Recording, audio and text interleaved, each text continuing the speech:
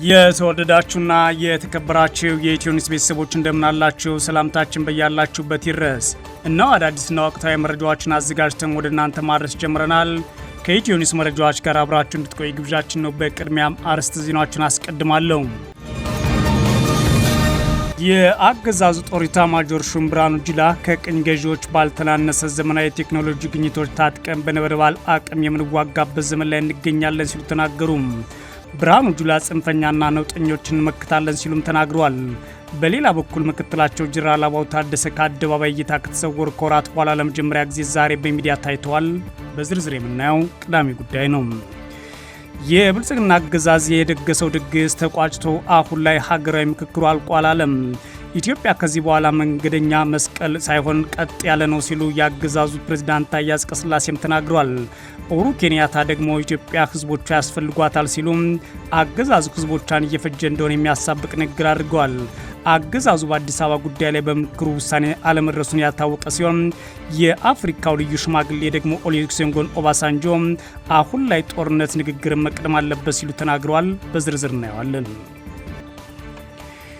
የአሜሪካ ፕሬዝዳንት ትራምፕ ሆርሙዝ የአሜሪካ ግዛት ነው ሲሉ አወጁም። የኔቶ አባላት ደግሞ ሆርሙዞች መጠን በተመለከተ ያሉ አማራጮች ላይ መወያየታቸው ሰምቷል። የተወደዳችሁና የተከበራችሁ የኢትዮ ኒውስ ቤተሰቦች አብራችሁን ቆዩ። ወደ ዝርዝሩ አልፋለሁ። ብልጽግና በአዲስ አበባ የደገሰው ነገር ግን አዲስ አበባ የማናት በሚለው ላይ እንኳን ውይይት መድረስና ስምምነት ማስቀመጥ ያልቻለው ድግስ ያልቆልኛል አለም።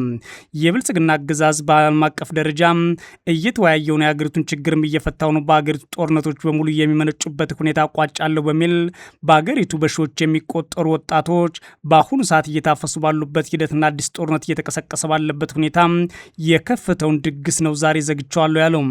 አሁን ላይ ድግሱ ላይ ተሳትፎ የነበራቸውና በድግሱ የበላይነት አለኝ የሚሉት ታዬ አጽቀሥላሴ ኢትዮጵያ ከዚህ በኋላ መንገዷ መስቀለኛ ሳይሆን ቀጥ ያለ ነው ብለዋል። ኡሁሩ ኬንያታ ኢትዮጵያ ሁሉም ህዝቦች ያስፈልጓታል ሲሉ በህዝቦቿ ላይ ችግር እንዳለና አድሎና መገለል እንደሚደርስባቸው ሲናገሩ ንግግር ጦርነትን ይቀድማል የሚሉት ደግሞ የአፍሪካው ሽማግሌና የጦርነት አባቱ ኦሉሴጉን ኦባሳንጆ ሆነዋል። አገዛዙ በአዲስ አበባ ጉዳይ ላይ በምክክሩ ውሳኔ አለመድረሱም ታውቋል። በአገሪቱ ቅልጥ ያለ ጦርነትና ግጭት መፈናቀል ባለበት በዚህ ጊዜ ከሁሉም ወገን ተቀባይነት ያጣው የምክክር ድግስ ያዘጋጀው ብልጽግና በፓርቲ ውስጥ ባጋጠመው አዲስ አደጋ ምክክሩን ቋጭቷል የሚሉት ደግሞ የመረጃ ምንጮች ናቸው። ብልጽግና በአዲስ አበባ ጉዳይና በሌሎች ላይ በፓርቲዎቹ መካከል ስንጥቅ ተፈጥሮበታል። ይህም ለቀጣይ ህልውናው ተጨማሪ ስጋት ሆኖበታል ብለዋል። በአዲስ አበባ ጉዳይ የብልጽግና አገዛዝ ካድሬዎች ለሁለት መከፈላቸው የተሰማ ሲሆን አረጋ ከበደ የሚመሩት የብልጽግና ቡድን መድረክ ረግጦ እስከ መውጣት ደርሷል። ጠቅላይ ሚኒስትሩም ዛቻ እስከ ማቅረብ ደርሰዋል ተብሏል። በአዲስ አበባ ተካሄደ በተባለው ምክክር አዲስ አበባ የማናት የሚለው ኦሮሚያ የአዲስ አበባ አካል ናት ወይስ አዲስ አበባ በኦሮሚያ ውስጥ ትጠቃልላለች? የኦሮሚያ ዋና ከተማስ አዲስ አበባ ትሁን ወይ በሚለው ላይ ብልጽግና ለሁለት ተከፍሎ በምክክሩ ከፍተኛ ስንጥቅ ተፈጥሯል ያሉ የአገዛዙ ልኡካን በአዳራሽ ውስጥ እስከ መሰዳደብ የደረሱበት ነው ተብሏል። በዚህ ድራማ ላይ ድራማ የተመሰረተበት ሂደት አዲስ አበባን በተመለከተው ላይ የአማራ ብልጽግናን የሚወክሉት አረጋ ከበደና ጓዶቻቸው በአዳራሹ በጩኸት ሲያናጉ ረግጠውም ሲወጡ የታዩ ሲሆን ሌሎች የምክክሩ ድግስ ተሳታፊዎች ደግሞ አረጋ ከበደ ላይ ሲጮሁ በስርዓት ታይተዋል ያሉት የመረጃ ምንጮች ናቸው። በዚህም የተነሳ አረጋ ከበደና ጓዶቹ ራሳቸውን እንደ ጀግና የመቁጠር አዝማሚያ አሳይተው ከጠቅላይ ሚኒስትራቸው ጋር ጭምር ግጭት ውስጥ ገብተዋል ተብሏል።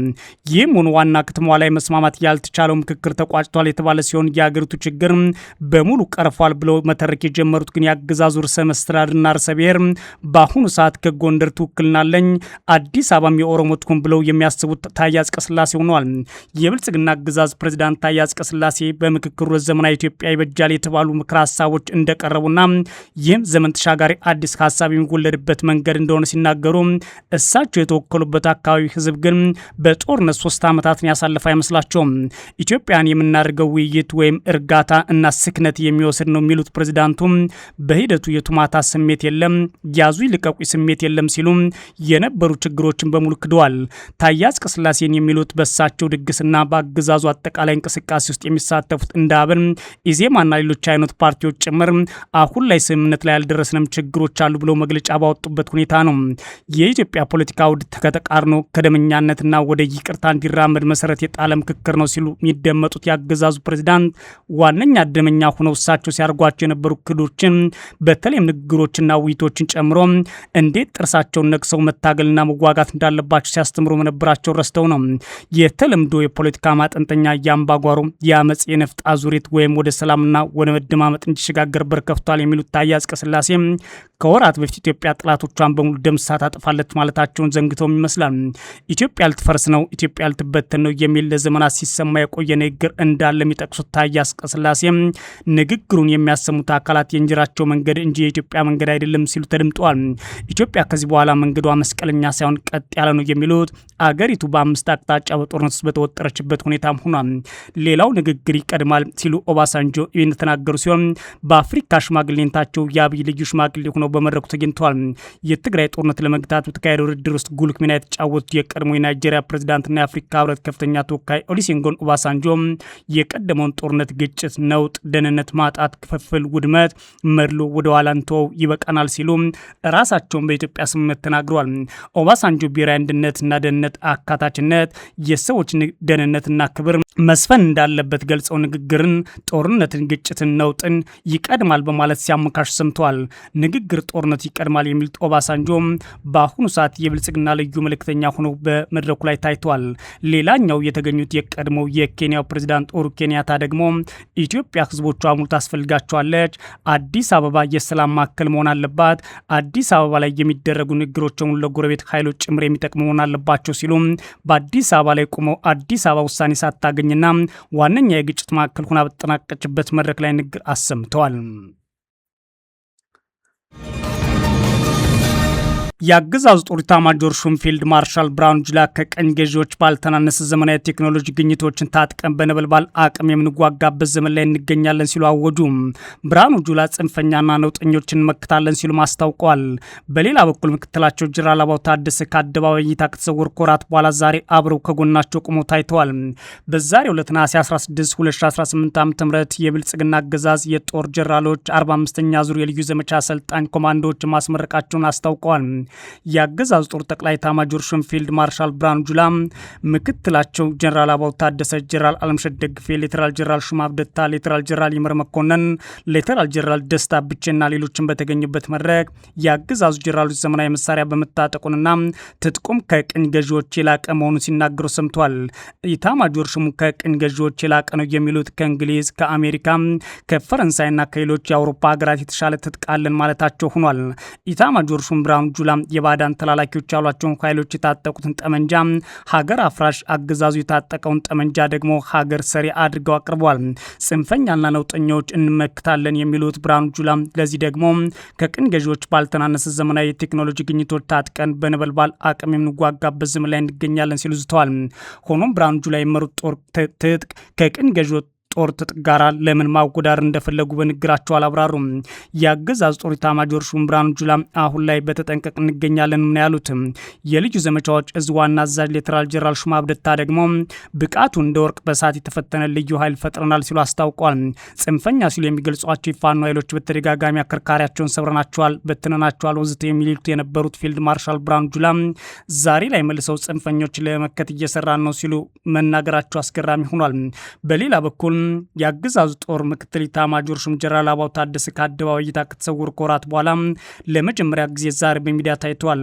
ጀነራል አበባው ታደሰ ከ3 ወራት በፊት የአገዛዙ ጦር እዞችን ተዘዋውረው በማነጋገር ህወሓት በአንድ ግንባር ብቻ ይመጣል ብላችሁ አትጠብቁ፣ በራያ በኩል ብቻ አይመጣም በሚል መናገራቸውን የመረጃ ምንጮች ጠቅሰን መዘገባችን ይታወሳል።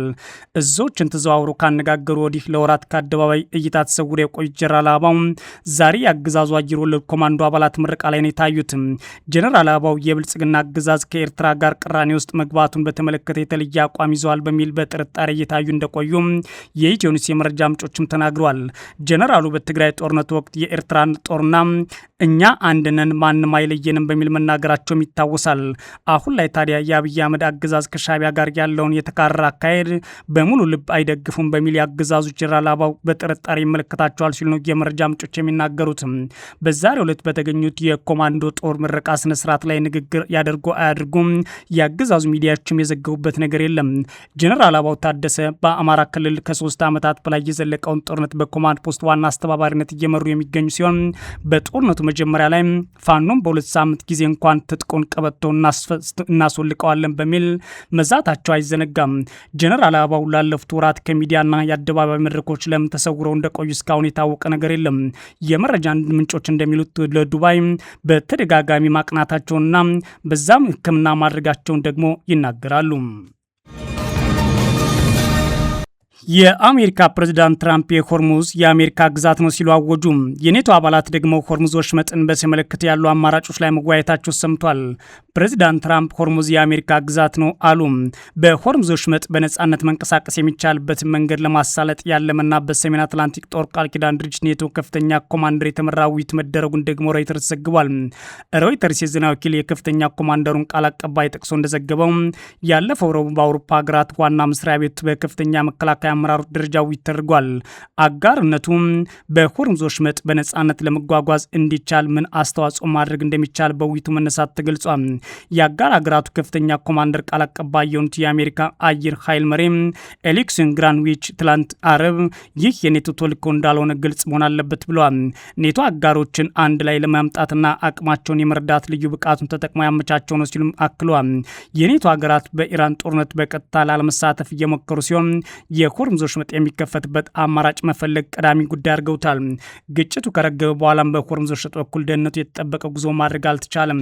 ዘላቂ ስምምነት ለመፍጠር ኔቶ ውይይት ቢያደርግም የአሜሪካው ፕሬዝዳንት ትራምፕ ግን አሁንም ቢሆን ኔቶ ወደ ኋላ ትተው አሜሪካ ሆርሙዝን ተቆጣጥራለች፣ ሆርሙዝም የአሜሪካ ግዛት ይሆናል ብሎ መናገራቸውን የተሰማው ኢራን ጋር በሚደረገው ጦርነት የፍጥጫ ማዕከል የሆነውን የሆርሙዝ ወሽመጥ የአሜሪካ ግዛት ነው ሲሉ በግልጽ አውጀዋል። አርብ ዕለት በደቡብ ካሮላይና ግዛት በተካሄደው የምርጫ ቅስቀሳ ዘመቻ ላይ የተገኙት ፕሬዝዳንቱ በአሁኑ ሰዓት የሆርሙዝ ወሽመጥ እንደ አሜሪካ ግዛት ነው የምመለከተው፣ የአሜሪካ ግዛት ነው ሲሉ ለተሰበሰበው ደጋፊያቸው ተናግረዋል። ከዓለም ነዳጅ ምርት ውስጥ 20 በመቶ ገድማ የሚተላለፍበት የሆርሙዝ ወሽመጥ በኢራንና ኦማን መካከል የሚገኝ ባህር ሲሆን አሜሪካ በጦርነት ሰበብ ገብታ አልቆጣጠሩ ማለቷ አሁን በትራምፕ በኩል ተገልጿል። በዚህም የተነሳ በዓለም የኤነርጂ ገበያ ላይ መስተጓጎል ተፈጥሯል። የነዳጅ ዋጋም ከፍተኛ ጭማሪ ታይቶበታል። ትራምፕ በትላንትናው ንግግራቸው ከኢራን እስላማዊ ሪፐብሊክ ጋር እንደጨረስን የነዳጅ ዋጋ ከቅርብ ጊዜ ወዲህ ከነበረበት ጭምር ዝቅተኛ ይሆናል ብሏል። በተጨማሪም ትራምፕ ሀገራቸው የኢራን የኒውክሌር መሳሪያ እንዳይኖራት ማድረጓን ገልጸው ኢራን የኒውክሌር መሳሪያ እንዲኖራት ልንፈቅድ አንችልም፣ መሳሪያውን ከታጠቀች ግን በጣም መጥፎ ነገር ታያላቸው፣ ስለዚህ ሄደን አስቁመናቸዋል ሲሉ ተደምጧል።